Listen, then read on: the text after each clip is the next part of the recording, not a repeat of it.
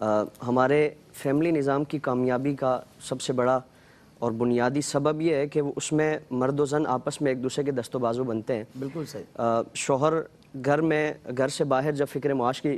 تلاش میں وہ سرگرداں رہتا ہے تو اس کی زوجہ اس کے گھر کے یہ سارے معاملات سنبھالتی ہے، اور جہاں ایک فیملی نظام دنیاوی ایک تقاضا اس کو ادا کیا جا رہا ہے، اسی کے ساتھ ساتھ اللہ رب العالمین کی خوشنودی کا باعث بھی ہے کہ وہ خواتین اپنے گھر کے ان معاملات میں حصہ لیں۔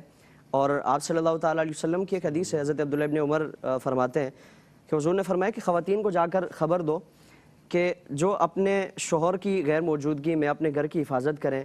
اس کے گھر کو سنبھالیں، اس کے گھر کے کام کاج کریں، تو فرمایا کہ ان کام کاج کے سلسلے پر اللہ رب العالمین اسے جہاد کا ثواب عطا فرماتا ہے۔ اللہ اکبر۔ یعنی وہ اپنے گھر کو سنبھالتی ہے، گھر کی ساری ذمہ داریاں شوہر کی سپورٹ کرتی ہے، اس کے سارے معاملات کو سنبھالتی ہے، اور پھر رمضان میں ایک جو سحری اور افطاری کا جو معاملہ ہے اس کا الگ ایک ثواب ہے، اور بلکہ جو کسی کو افطار کرانے کا ثواب ہے اللہ رب العالمین اس میں اس کو حصہ عطا فرمائے گا۔ جس طرح حضور نے فرمایا کہ جو کسی کو افطار کرائے گا تو اللہ تعالیٰ اس کے برابر اسے ثواب عطا فرمائے گا۔ تو اس میں صرف پیسہ لگانا نہیں ہے بلکہ کسی بھی طور پر اس عمل میں جو شریک ہوگا، کردار جو بھی ادا کرے گا، تو اللہ رب العالمین اسے بھی ثواب عطا۔ لیکن اس کے ساتھ ساتھ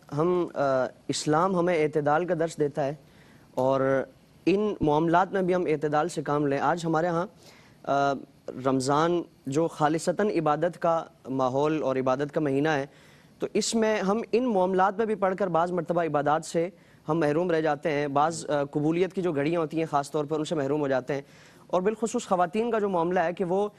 صبح سے شام تک، مثال کے طور پر افطاری کا سامان تیار کرنا ہے تو وہ ظہر کی نماز کی ادائیگی کے فوراً بعد ہی وہ سلسلہ شروع ہو جاتا ہے، اور افطار تک یہ سلسلہ رہتا ہے۔ حالانکہ اس وقت ہم اور آپ روزہ بھی کھول رہے ہوتے ہیں تب بھی بیچاری صرف کر رہی ہے۔ تو یہ جو سربراہ گھر کا ہے اس کو چاہیے کہ ان معاملات پر بھی ایک تو ان کی اصلاح کی جائے کہ سنت جو افطاری کا معاملہ ہے وہ آپ صلی اللہ علیہ وسلم کی 3 چیزیں ہیں، کھجور، پانی یا نمک۔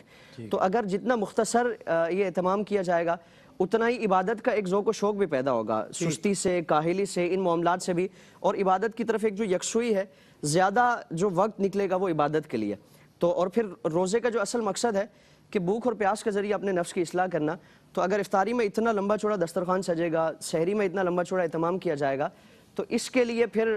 ظاہر عبادات کا جو اصل جو مقصد ہے روزے کا تو وہ حاصل نہیں ہو سکے۔ تو افراط و تفریط سے اس سے بچے اور مختصر افطاری کا یا سحری کا اہتمام کیا جائے۔ شاہ صاحب لوگ کہتے ہیں کہ یہ تو حسن ہے افطار کا کہ سفرے پر جو ہے اللہ رب العزت کی دی ہوئی جو نعمتیں ہیں ان سے خوب خوب اکتساب کیا جائے، دن بھر اصلاح نفس اور شام کے وقت تھوڑا سا خود کی خاطر اور سیلیبریشن کی خاطر، تو مطلب یہ درست طریقہ نہیں آپ فرما رہے؟ اس کو کلیتاً ناجائز و حرام نہیں کہا جا سکتا، لیکن بہتر یہ ہے کہ افطار میں بھی سنت کی ادائیگی کی جائے اور مختصر کیا جائے، تاکہ وہ پھر 2 طرح کے عمل، ایک تو افطاری کا معاملہ اور پھر اس کے بعد کھانا بھی ہم نے کھانا ہے، تو پھر اور یہ سارے اہتمام کے بعد نماز تراویح کے لیے ہم کھڑے ہوں گے تو کیا پوزیشن ہوگی؟ بالکل صحیح بات ہے۔ اور کچھ لوگ تو